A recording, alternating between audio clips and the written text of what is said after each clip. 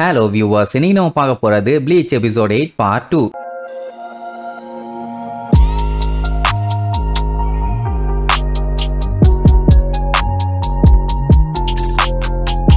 Open பண்ணா கரீனும் யூசுவும் சேர்ந்து அவங்க அம்மாவோட கல்லறைய கம்ப்ளீட்டா கிளீன் பண்ணி அவங்களுக்கு பூவெல்லாம் வச்சு அம்மா அவங்கள பார்த்து ரொம்ப நாள் ஆச்சு, இறந்தாலும் நீங்க நல்லா இருப்பீங்கன்னு நான் நம்புறேன், நாங்க எல்லாருமே நல்லா இருக்கோம்னு கரீன் சந்தோஷமா அவங்க அம்மாவை பார்த்து ப்ரே பண்ணிட்டு இருப்பான். அவன் யூசு தான் உட்காந்து கதறி கதறி அழுவான். ஏன்னா அவ தான் கொஞ்சம் சாஃப்ட் ஹார்ட்டடான பொண்ணாச்சு. கரீன் பார்த்துட்டு ஏன் ஒவ்வொரு வருஷமும் உட்காந்து இப்படி அழுதுகிட்டே தான் இருக்க, எதுக்கு? நமக்கு 11 வயசு ஆயிருச்சு, வளர்ந்துட்டோம், அதனால வயசுக்கு தகுந்த மாதிரி நடந்துக்க அப்படின்னு உடனே எனக்கு தெரியும்னு சொல்லிட்டு மறுபடியும் உட்கார்ந்து தேம்பி அழத்தான் செய்வா. உனக்கு எதுவுமே புரியல தெரியலன்னு சொல்லிட்டு இன்னுமே ஃபீல் பண்ணுவான். சரி, அவங்க அப்பா சோகமா மூஞ்ச வச்சுட்டு இருப்பாருன்னு பார்த்தா அவர் ஜாலியா ஆட்டம் போட்டுக்கிட்டு இப்போ குரோசுகி ஃபேமிலியோட ஹெட்ஸ்டோன் டொமினோ ரெஸ்டாரண்ட்டை நம்ம நடத்த போறோம், நீங்க எல்லாருமே தயாரா, 2.5 மணி நேரத்துக்கு டூம் ஸ்டோம் டாப்பிங்ஸ் அப்படி இப்படின்னு அந்த ஆளு பாட்டுக்கு காமெடி பண்ணிட்டு இருப்பான். கரீன் கடுப்பாயி வாயிலே ஒரு உத, நீ எல்லாம் ஏன் இங்க வந்து எங்க உசுர வாங்கிட்டு இருக்க, போய் உன் லைஃப மறுபடியும் ஜீரோல இருந்து ஆரம்பி, அப்பவாச்சு உருப்புடுதான்னு பாப்போம் அப்படிங்கிற ஃபேமிலி அடாப்ட் பண்ணிருக்காங்க. அப்படின்னா என்ன, ரூக்கியா ஒரு பிரின்சஸ், அதுவும் ருக்கோன் டிஸ்ட்ரிக்ட்னு ஒரு இடத்துக்கு. பாருங்களேன் எவ்வளவு பெரிய ஆளா இருந்திருக்கான்னு. இந்த வந்திருக்கானே இந்த சோல் ரீப்பர், இவனோட பேரு பாத்தீங்கன்னா எக்கிச்சிரோ சைடோ, நம்ம சைடோன்னு வச்சுக்குவோம். உன்னை விட நான் 2 வருஷம் சீனியர், என்ன கண்டிப்பா உனக்கு தெரிஞ்சிருக்கணுமே, நான் ரொம்ப பாப்புலர், என்ன பாக்குறவங்க எல்லாம் பண்ணி காய்ப்பாங்க, அவ்வளவு ஃபேமஸ் தெரியுமா அப்படின்னு பயங்கரமா பில்டப் பண்ணுவான். அவ பார்த்துட்டு சாரி எனக்கு தெரியாதும்பா, ஒரே அசிங்கமா போயிடும். சாரி என்ன கான்ட்ராவியோ, நான் உங்ககிட்ட சில பல கேள்விகள் கேட்கணும் அப்படின்னு நோண்ட ஆரம்பிப்பானா. ரூக்கியா அப்படியே யோசிச்சு பாப்பா,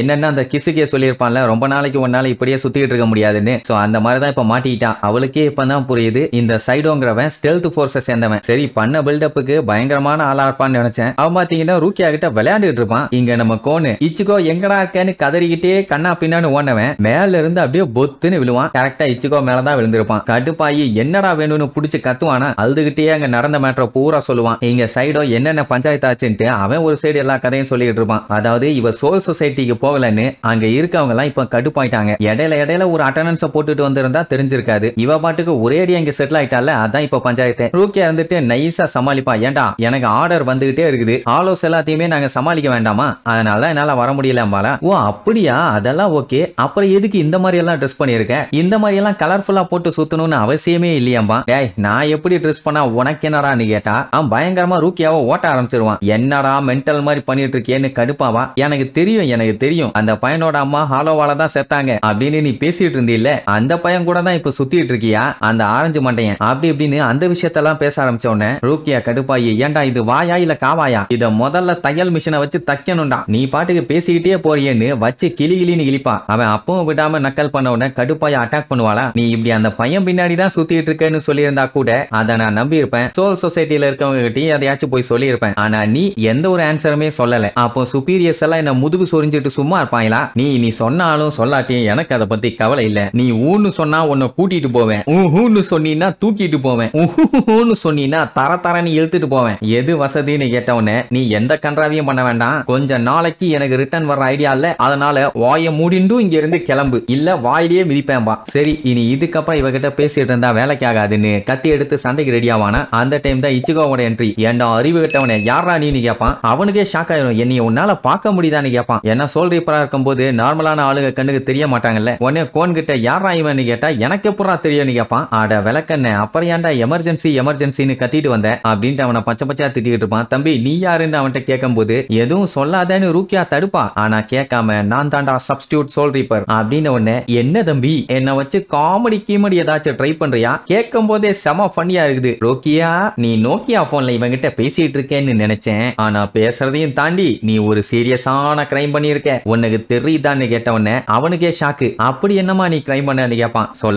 சொல்லவான்னு எல்லாத்தையும் சொல்லிட்டு இப்ப அப்புறாணி மாதிரி கேட்கறானேங்கிற மாதிரி லுக்கு விடுவான். சரி, இனி இதுக்கப்புறம் ஃபன் பண்ணிட்டு இருந்தா வேலைக்கு ஆகாது, இறங்கி சம்பவம் பண்ணிட வேண்டியதான்னு நம்ம பையல கண்ணா பின்னான்னு அட்டாக் பண்ணுவான். இதே ஹியூமன் ஃபார்ம்ல சண்டை போட்டான்னா ஆப்பு கன்ஃபார்ம். அதனால என்ன பண்ணுவான், கோனோட வாய்க்குள்ள இருக்க அந்த பில் எடுத்து நம்மால வாய்க்குள்ள போட்டு அவனோட சோல் ரீப்பர் ஃபார்முக்கு வந்துருவான். இதை நம்மால எக்ஸ்பெக்ட் பண்ணவே இல்ல, என்னடா என்னென்னமோ வித்தியெல்லாம் காட்டுறேன்னு. இங்க கோன் பாத்தீங்கன்னா மறுபடியும் இச்சிகோவோட பாடி பாடிக்குள்ளேயே வந்துட்டான். அவனே பார்த்துட்டு ஷாக் ஆயிட்டு சூப்பர், உன்னால இதெல்லாம் பண்ண முடியுமாமா? டேய் என்னைய சட்டனா அசந்த நேரத்துல அட்டாக் பண்ணில, இப்ப வாடா நீயா நானான்னு பாத்துறேன்மா. ஆனா ரூக்கியா இடையில பூந்து அதெல்லாம் ஒண்ணும் பண்ண வேண்டாம் இச்சுக்கோ, சண்டை போடாத, இது என்னோட பிரச்சனை, நான் பாத்துக்கிறேன்பா. கத்தி வச்சிருக்கவங்க கிட்ட என்ன நீ பாக்க போற, நான் அவனை பாத்துக்கிறேன். ஏ கோனு ஓரம் போடான்னு ஒரு ஜம்ப் அடிப்பான். அடிச்சு புடிச்சு போனதுக்கு அப்புறம் ரெண்டு பேருத்துக்கும் தாறுமாறான சண்டை. அதே நேரம் இங்க கரீனுக்கு ஏதோ ஒண்ணு சரியில்லைன்னு தோணுமா, என்னது இது அப்படின்னு சுத்தி முத்தி பாத்துக்கிட்டு இருக்கும்போது நீ இங்கதான் இருக்கியா அப்படின்னு ஒரு ஹாலோ கத்துற மாதிரி சவுண்ட் கேட்கும். உடனே பதறி போய் யூசு கிட்ட அவங்க அப்பா எங்கன்னு கேப்பா. அவரு பிரீஸ்ட் கிட்ட பேச போயிருக்காராமா. நல்ல விஷயம் தான், ஆனா நம்ம மாட்டிக்கிட்டோமேன்னு நினைச்சிட்டு இருக்கும் போதே ஆப்போசிட்ல அந்த ஹாலோ அப்படியே நடந்து வரும். மரமெல்லாம் உடையும், அது நடக்கிற இடத்துல கால் தடம் பதியும். கரீன் கத்திட்டு இருப்பா, ஐயோ நமக்கு பிரச்சனைன்னு. இங்க இச்சிகோ சைடோ கூட சண்டை போட போனான்ல, அடி நம்மால போட்டு அவன் வெள்ளுன்னு வெளுத்து எடுத்துருவான். இச்சிகோ நல்லா தான் சண்டை போடுவான், ஆனா சைடோ கூட கம்பேர் பண்ணும்போது நம்மளால எதுவுமே பண்ண முடியல. அவன் ரொம்ப ப்ரொஃபஷனலா சண்டை போடுவான். அப்படி அடிச்சு திருக்கி விட்டுட்டு, என்ன தம்பி நானும் உங்ககிட்ட நிறைய எதிர்பார்த்தேன், பயங்கரமா ஸ்ட்ரென்த் இருக்கே தவிர மத்தபடி ஒன்னும் இல்ல, சொல்ல போனா உனக்கு சண்டை போடவே தெரியல அப்படின்னு உடனே கடுப்பாய் மறுபடியும் சண்டைக்கு போவான். அவன் கேஷுவலா இவன் அட்டாக் எல்லாத்தையும் தடுப்பானு வைங்க. அப்போ ரூக்கியாக்கு மெசேஜ் வந்திருக்கும், இந்த மாதிரி ஹாலோ ஒண்ணு வந்திருக்குன்னு. அதுவும் இங்க பக்கத்துல தான் இருக்குது. அதோட ஸ்பிரிச்சுவல் எனர்ஜி பாத்தீங்கன்னா பயங்கரமா இருக்குது. சீக்கிரமா போலன்னா பிரச்சனை ஆயிரும். உடனே சைடோவுமே வந்து எது ஹாலோவான்னு பாத்துக்கிட்டு இருப்பான். ஏன்டா நம்ம சண்டை தானே போட்டுக்கிட்டு இருந்தோம், என்ன இப்ப நார்மலா பேசிட்டு இருக்கேன்பா. இப்ப அதுக்கெல்லாம் நேரம் இல்ல இச்சுக்கோ, உன்னோட ஃபேமிலி டேஞ்சர்ல இருக்குது, நீ எப்படியாச்சும் அவங்களை காப்பாத்தணும்னு சொல்லிட்டு அவனை கூப்பிட்டுக்கிட்டு அங்க இருந்து வேகமா ஓட ஆரம்பிச்சிருவான். இங்க கரீனை அடிச்சு திருக்க விட்டு போட்டு அமுக்கிட்டு இருக்குமா. யூசு பார்த்துட்டு கரீனு கத்திட்டு வருவா. அவளையுமே அலேக்கா தூக்கிரும். இப்ப என்னன்னா அவங்க ரெண்டு பேர்த்தோட கண்ணுக்குமே தெரியல, அதுதான் பஞ்சாயத்து. இல்லன்னா எங்கேயாச்சும் ஓடி இருப்பாங்க. போயிட்டு இருக்கும் போது நம்ம இச்சுக்கோ வந்துட்டு, ஆமா ஏதோ சீரியஸான கிரைம்னு சொன்னானே, என்ன மேட்ரு என்னன்னு கேட்டா அதெல்லாம் என்னோட பஞ்சாயத்து, நம்ம ஃபர்ஸ்ட் உன் ஃபேமிலியை காப்பாத்துவோம்னு சொல்லிட்டு ஓடும்போது பின்னாடியே தான் சைடோவும் ஓடி வருவான். அப்போ இச்சுக்கோ வந்துட்டு, நீ எங்க அம்மாவை பத்தி எதுவுமே கேட்க போறது இல்லையான்னு கேட்பான். கேட்டா மட்டும் சொல்லிருவியா, அது உன்னோட ஒரு டீப்பான ப்ராப்ளம், அதை கேட்கறதுக்கு எனக்கு எந்த ஒரு ரைட்ஸுமே கிடையாது, ஏன்னா அதோட வழி என்னன்னு உனக்கு மட்டும்தான் தெரியும். அதை பத்தி என்கிட்ட உனக்கு என்னைக்கு பேச தோணுதோ அன்னைக்கு வந்து பேசு, அது வரைக்கும் நான் காத்துக்கிட்டு இருக்கேன்னு சொல்லிட்டு வேகமா ஓடுவான். சைடோ பார்த்துட்டு, பஞ்சாயத்து பெருசாகிட்டே போகுதே, நான் என்ன பண்றதுன்னு பேந்த முழிப்பான். இங்க இவங்க ரெண்டு பேரும் தொக்க மாட்டிட்டாங்க. அப்ப அந்த ஹாலோ பார்த்துட்டு, ஒருத்தி சைலண்டா இருக்கா, இன்னொருத்தி அப்படி தொண்டையிலேயே கத்திக்கிட்டு இருக்கா, வாய மூடுன்னு இருக்கும். அதே நேரம் இங்க நம்மளுங்க அடிச்சு புரண்டு ஓடி வருவாங்கன்னு வைங்க. இனி இதுக்கப்புறம் அந்த பயங்கரமான ஹாலோவை காலி பண்ணி இச்சுக்கோ அவனோட சிஸ்டர்ஸை காப்பாத்துறானா, இல்ல அவங்க ரெண்டு தீமே ஹாலோ வேர்ல்டுக்கு தூக்கிட்டு போதா, இல்ல அதுல ஒருத்தர் சாக போறாங்களா, என்ன ஏதுன்னு அடுத்தடுத்த எபிசோட்ல பார்க்கலாம். டாடா.